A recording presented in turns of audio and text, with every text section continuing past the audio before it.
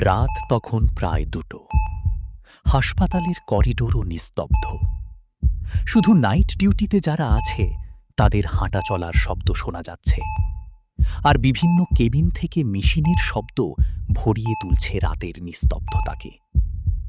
সেই নিস্তব্ধতা পেরিয়ে একজন ডাক্তার হাসপাতালের রিসেপশনে এসে একটা ফোন করে। হ্যালো, আপনি কি বিক্রম সরকারের মা? ওদিক থেকে শোনা যায় ভীত সন্ত্রস্ত গলার স্বর। হ্যাঁ, আমি। কেন, কি হয়েছে ওর? আজ আপনার ছেলেকে ভোর 4টের সময় নলডাঙ্গার বটতলায় ওকে পাওয়া গেছে। ওর ফোন থেকে আপনার নম্বর পেলাম, তাই কল করছি। আপনি পারলে সিটি হসপিটালে চলে আসুন। সে কি, কি হয়েছে ওর? একটু বলুন না, আমি এখনই যাচ্ছি। সেটা বলতে পারছি না এখনই, কিন্তু একটা অদ্ভুত জিনিস দেখছি। আপনার ছেলের বয়স 28-29 হবে তো। যখন ওকে হাসপাতালে নিয়ে আসা হয় তখন দেখি ওর সব চুল সাদা হয়ে গেছে। কি বলছেন আপনি? এটা কি করে সম্ভব? জানি না, আমরাও বুঝে উঠতে পারছি না। আর ও শুধু একটাই কথা বলছে বারবার, ঋণ শোধ হয়ে গেছে। আর মায়ের চিন্তা নেই, ঋণ শোধ হয়ে গেছে। আপনারা শুনছেন গল্প, রহস্য, রোমাঞ্চ। আজকের গল্প বাবার ঋণ। গল্পটি লিখেছেন রাহুল বসাক। রাহুল একজন লেখক, এডিটর ও এআই আর্টিস্ট। সিনেমা দেখা আর ক্রিয়েটিভ ফিল্ডে নিজের ছাপ তুলে ধরাই তার কাজ। এবার শুরু করা যাক গল্পটা। ঘড়িতে এখন রাত 10টা। এটাই শিয়ালদা থেকে রানাঘাট যাওয়ার শেষ ট্রেন। এখনো ট্রেনটা স্টেশনেই দাঁড়িয়ে, ছাড়েনি। বিক্রম একটা হকারের থেকে চিঁড়ে ভাজার প্যাকেট কিনে খেতে থাকে। কলকাতাতে একটা ছোট কোম্পানিতে চাকরি করে বিক্রম। প্রতি শনিবার নাগাদ ও বাড়ি ফেরে। বাড়িতে এখন লোক বলতে একজন, ওর মা। অনেকবার বিক্রম মাকে বলেছে ওর সঙ্গে কলকাতাতে ভাড়া বাড়িতে এসে থাকতে, কিন্তু তিনি রাজি হননি। বয়স বাড়লে মানুষের ভিটের টানও বাড়ে, মায়েরও সেটাই হয়েছে। বিক্রম বোঝে, কিন্তু তাও মায়ের উপর একটু অভিমানও হয়। তবে আজ শনিবার না, আজ ও যাচ্ছে মাকে চমকে দিতে, কারণ আজ ওর মায়ের জন্মদিন। এমন সময় ওর মায়ের ফোন আসে। ফোনটা ধরতেই মা জিজ্ঞেস করে, কিরে বাবা, রাতে কি খেলি? কিছু খাইনি মা, খাবো একটু পরে। সে কি, এত রাত হয়ে গেল এখনো খাসনি? না, কারণ আমি বাড়ি আসছি। কি, সত্যি? কিন্তু হঠাৎ? শরীর টরীর ঠিক আছে তো তোর? হ্যাঁ মা, একদম ঠিক আছে। তোমার জন্য একটা সারপ্রাইজ আছে, এখন বলা যাবে না। তুমি জেগে থেকো না, আমি ঠিক পৌঁছে যাব। আচ্ছা, কিন্তু একটা কথা শোন। হ্যাঁ বলো না। রাত্রিবেলা ওই বটতলার পথ দিয়ে আসিস না, জানিস তো ওখানে। উফ মা, তুমি আবার শুরু করলে। তোর বাবাও সেদিন এইভাবেই আমার কথাটা উড়িয়ে দিয়েছিল। দেখলি তো তোর বাবার কি অবস্থা। আহ মা, ঠিক আছে, আমি ওই পথ দিয়ে যাব না, ঠিক আছে? এবার তুমি ঘুমাও, আমি পৌঁছে যাব ঠিক। কথার মাঝেই ট্রেন ছেড়ে দিয়েছিল। বিক্রম যেন বাবার কথাতে একটু কষ্টই পায়, চুপ করে যায়। মনে মনে ভাবে সেদিনের কথা, যেদিন ওর বাবার দেহ পাওয়া গেছিল বটতলার নিচে। দেখে মনে হয়েছিল কেউ যেন বাবার দেহটাকে মাঝখান দিয়ে চিঁড়ে দিয়েছে, আর বুকের ভেতরের থাকা নাড়ি ভুঁড়ি খুঁজে পাওয়া যায়নি, যেন কেউ সমস্তটা চেটে পুটে খেয়ে চলে গেছে। শরীরটা যখন পাওয়া যায় তখন সেটা ছিল রক্তহীন শরীর। এই সব ভাবতে ভাবতে কখন যে বিক্রমের পাশের সিটে এসে একজন বসেছে সেটাও বোঝেনি। কেমন একটা কুঁজো ভাবে বসে সে, চোখের নিচে একটা বড় কাটা দাগ। হঠাৎ করে দেখলে মনে হবে যেন চোখের নিচের মাংসটা কেউ একদিন খুবলে নিয়েছিল, সেটা এখন শুকিয়ে এরম দেখতে হয়েছে। বুড়ির কথাতে ঘোর ভাঙে ওর। কোথায় বাড়ি তোমার? নলডাঙ্গা? হ্যাঁ, কিন্তু আপনি? মনে রেখো বাবা, ওই বটতলায় দিয়ে যেও না জানো।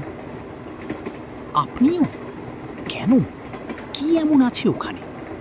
ও তো তোমাকে চেনে, বহুদিন ধরে অপেক্ষা করছে। খুব সাবধান। কি কি অপেক্ষা করছে? কামনা করো যেন তোমায় জানতে না হয়। শুধু ওই বটতলার দিক দিয়ে যেও না। কথা শেষের সঙ্গে সঙ্গেই হঠাৎ ট্রেনের আলো বন্ধ হয়ে যায়।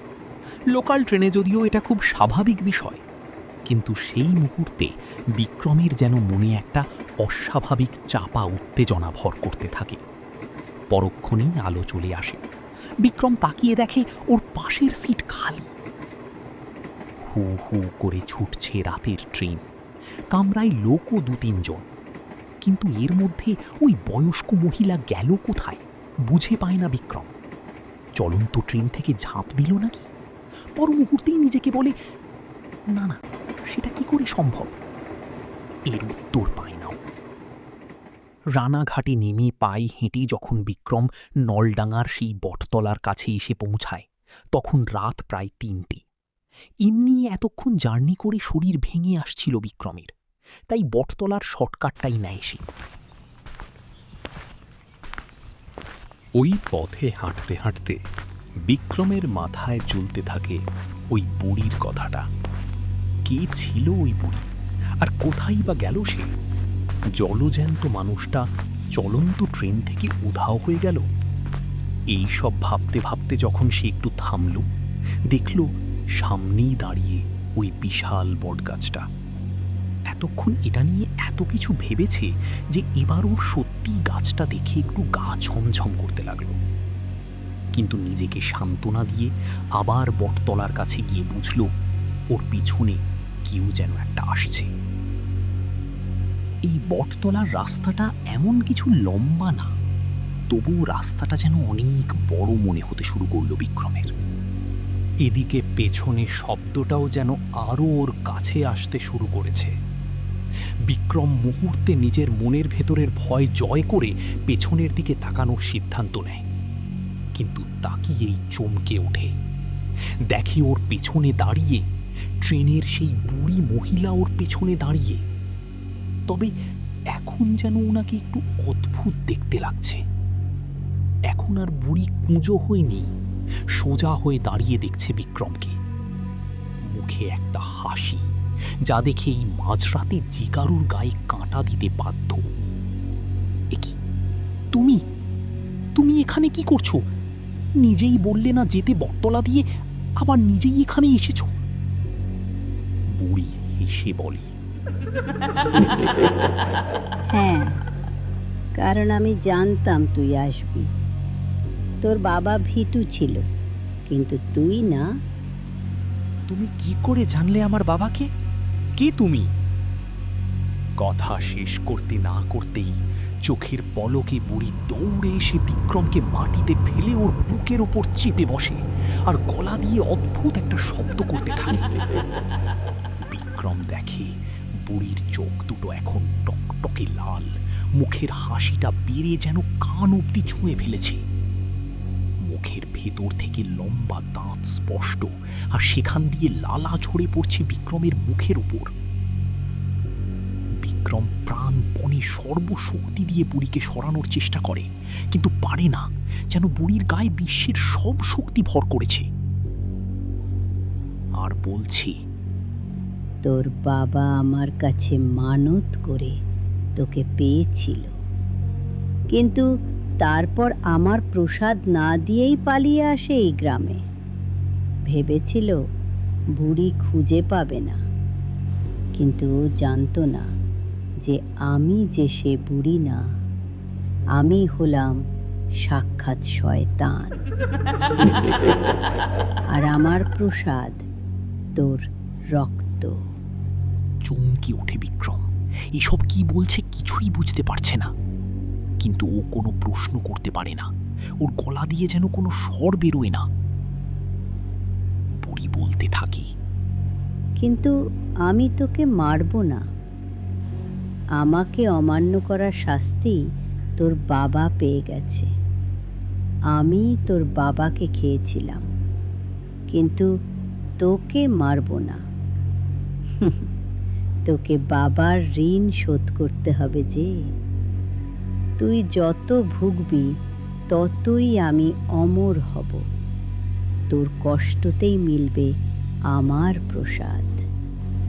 বলে বিক্রমের মুখের কাছে এগিয়ে এসে ওর চুলে একটা ফুঁ দেয়, আর মুহূর্তে ওর সমস্ত চুল সাদা হয়ে যায়।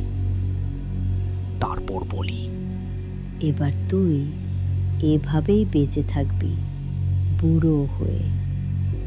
রোগে রোগেই হবে তোর মৃত্যু। হাসপাতালে যখন বিক্রমের মা আসে, ততক্ষণে ডাক্তাররা আরও কিছু টেস্ট করে ফেলেছে। তাতে ধরা পড়েছে বিক্রমের ব্লাড ক্যান্সার। বাঁচবে, কিন্তু সারা জীবন কষ্টে বাঁচবে। ওর মা কথাটা শুনে ভেঙে পড়ে, বসে পড়ে ছেলের পাশে ওর হাত ধরে। মায়ের ছোঁয়ায় বিক্রম চোখ খুলে বলে, মা, আমি বাবার ঋণ শোধ করেছি, তোমার আর কোনো চিন্তা নেই। আজকের গল্প এখানেই শেষ।